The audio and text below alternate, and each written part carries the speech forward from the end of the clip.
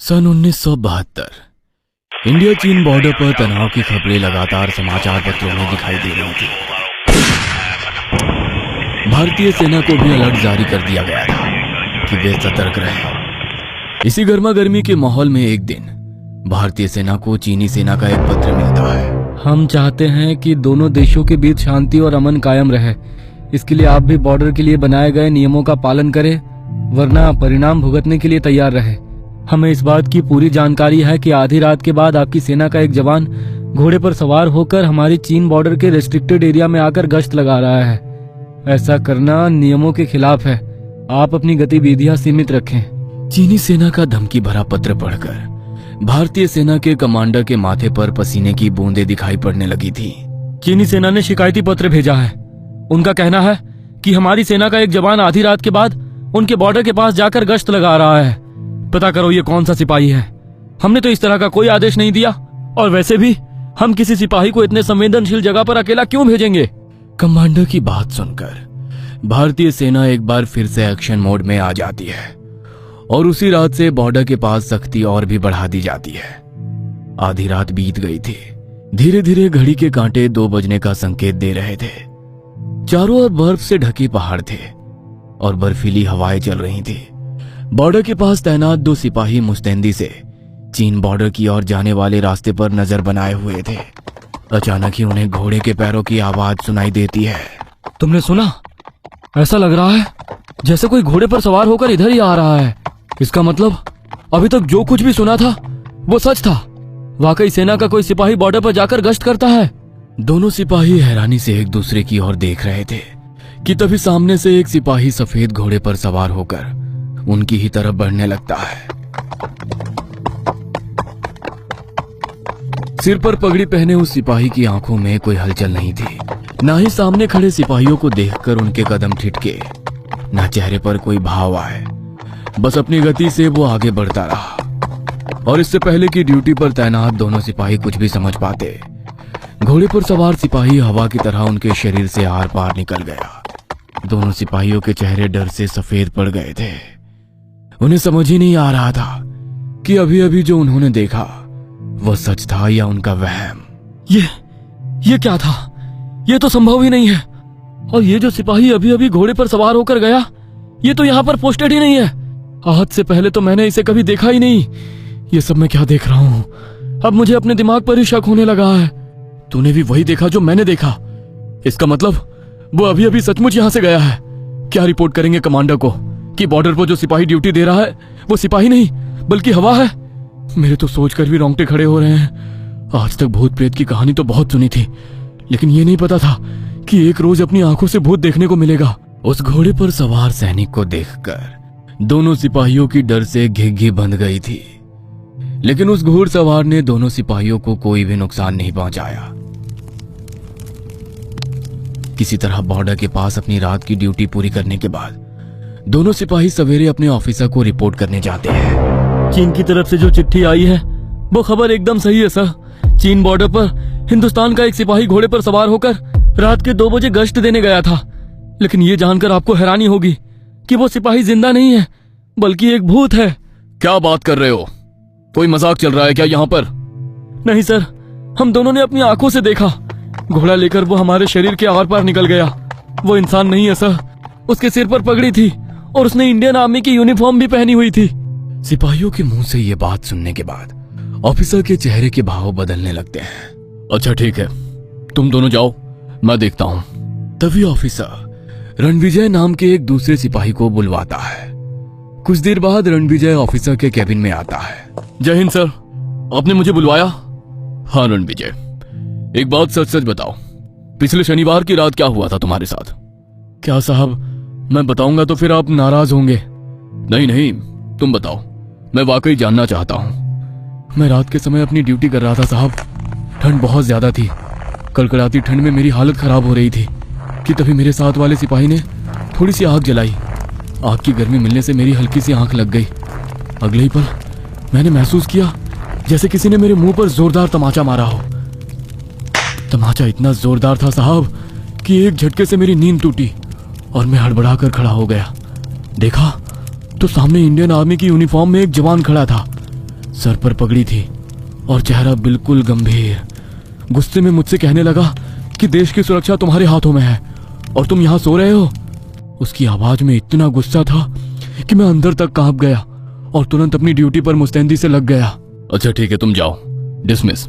सिपाही अपनी आप बीती बताकर जा चुका था, लेकिन अब ऑफिसर सबरवाल दोनों घटनाओं के तार आपस में जोड़ने का प्रयास कर रहे थे। हो ना हो इस घटना का संबंध हरभजन सिंह के साथ ही है। इसका मतलब वो आज भी हमारे साथ है। हरभजन सिंह एक सिपाही थे जो साल 1968 में चीन बॉर्डर पर तैनात थे। भारतीय सेवा ज्वाइन किए हुए अभी उन्हें 2 वर्ष ही बीते थे कि एक रात सर्द मौसम और बर्फीली हवाओं के बीच अचानक तेज बर्फबारी होने लगती है। वह देखते हैं कि कुछ सैलानी पहाड़ों में फंसे हुए हैं। सैलानियों की मदद करने के दौरान वह एक तेज बहते नाले की चपेट में आ जाते हैं। नाले के बहाव में वो खुद को संभाल नहीं पाते और उसके साथ ही बह जाते हैं। आधी रात के समय अचानक हरभजन सिंह के गायब हो जाने के कारण भारतीय सेना ने यही समझा कि शायद हरभजन सिंह सेना छोड़कर भाग गए हैं। सेना ने 1-2 दिन उन्हें आसपास के इलाके में ढूंढा, लेकिन जब उनका कोई पता नहीं लगा तो सेना की तरफ से उन्हें भगोड़ा घोषित कर दिया गया। भगोड़ा घोषित करने के 3 दिन बाद ही एक रात अचानक ही उनके दोस्त को आधी रात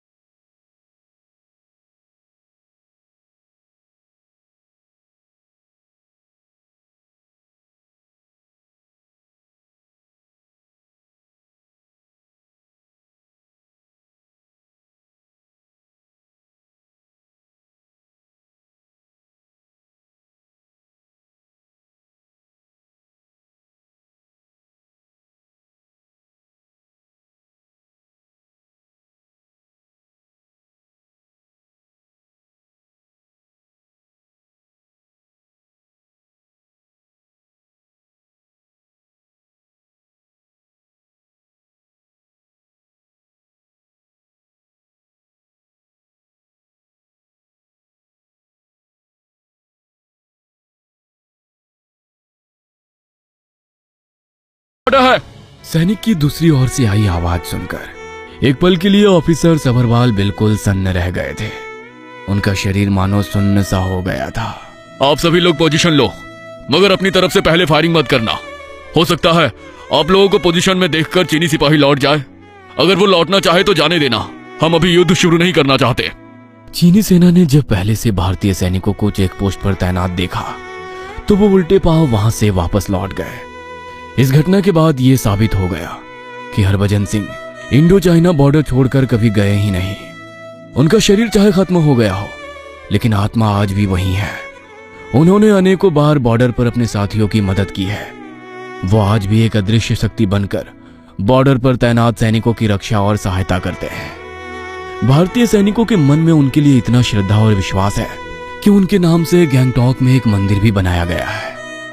एक सच्चे देशभक्त को देश सेवा करने से मौत भी नहीं रोक सकती। बाबा हरभजन सिंह की देश के प्रति भाव देखकर भारतीय सेना ने एक बार फिर उनकी तनख्वाह और भत्ते वापस शुरू कर दिए और उन्हें एक आम सैनिक की तरह पोस्टिंग और छुट्टी भी दी जाने लगी। 40 साल तक देश की सेवा के दौरान 2 महीने की छुट्टी के लिए 2 सिपाही उनका सामान उनके घर तक छोड़कर आते थे और 2 महीने बाद वो लौट कर आते थे। वैसे तो कहते हैं कि अब बाबा को आर्मी से ऑफिशियल रिटायरमेंट दे दिया गया है, लेकिन जिस सैनिक को अपनी ड्यूटी करने से मौत नहीं रोक सकी, रिटायरमेंट क्या रोक पाएगा? कोई नहीं जानता कब वो बॉर्डर पर घोड़े पर सवार होकर गश्त करते दिखाई दे जाए।